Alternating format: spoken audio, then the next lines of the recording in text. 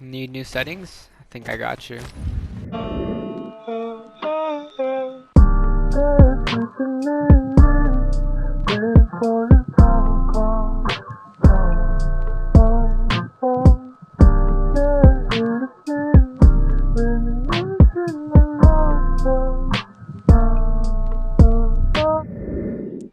Yo, what's up?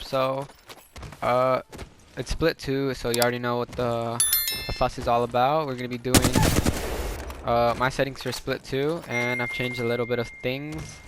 And yeah, let's get started. Like always, the timestamps of the categories of the settings will be listed in the description. So if you don't want to listen to gameplay, video, and audio, you can go ahead and skip to controller, and I'll leave the timestamps down below. So let's get started. So this will be compact. Button hints off. The crosshair damage feedback on X. Damage numbers stacking. Default on. I keep map rotation on because I like knowing like where my character's facing on the map. Weapon auto cycle on empty is off because I naturally change my weapon when all the ammo's gone. And then auto sprint should be on. Double tap the sprint should be off because you should never be walking in Apex. You should always be on your feet running. Jetpack control, if you play a Valkyrie, I highly recommend playing on hold. Incoming damage, I put it on 2D to 3D because I like getting as much information from where I'm getting damage from. So closes a box. Taking damage closes box or craft menu. That should be off because when you're trying to body swap and people are shooting you from far away, it's gonna be annoying. Or if you're trying to craft or loot a box in Storm, it will keep closing it. So highly recommend turn this thing off. Hop up to pop up doesn't really matter. It just tells you on the like right here where what hop up and what the hop up does. Streamer mode off. Anonymous mode, I don't really care about all that stuff. Performance display, I like to know what my ping and FPS is, so I just keep it on. Club invites don't even matter if you have it on or off. I like to have it at the end setting for this because you can it's just the colors are more brighter. It's just better.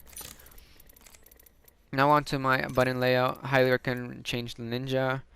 But if you play on default and you don't have paddles, I highly recommend you play on any of these because anything's better than default, to be honest.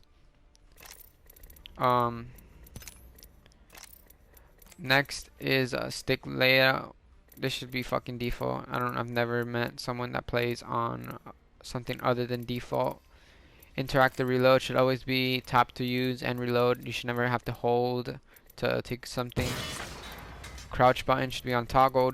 Don't recommend on hold because when you're on hold, it like you're spamming. You think you're like actually like going up and down fast, but you're really just like crouched the whole time, moving side to side. Aim button.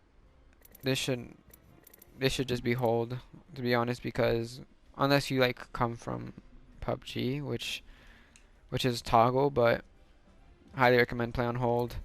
Survival slot, I turn it off because I like to inspect my melee when I'm running. If you turn it off, you'll just have to use it like the old ways, like when you used to use your ultimate excel, where you have to go into the menu or into your bag and actually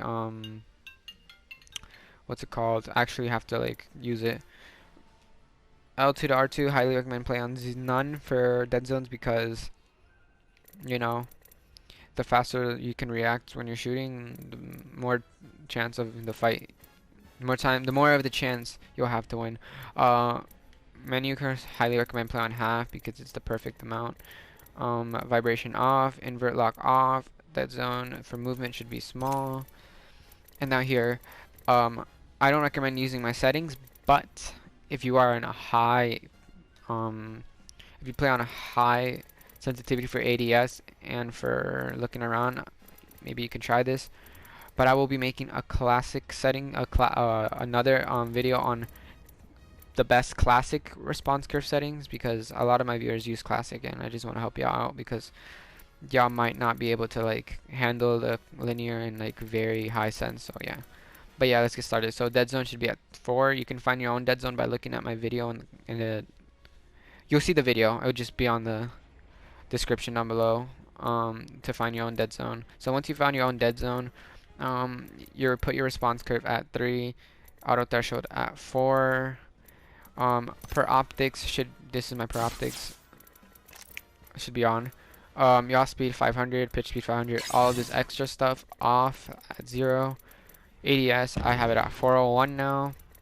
Slowly bring it up, but yeah. Target ADS, I mean target compensation, which is basically aim assist should be on, of course.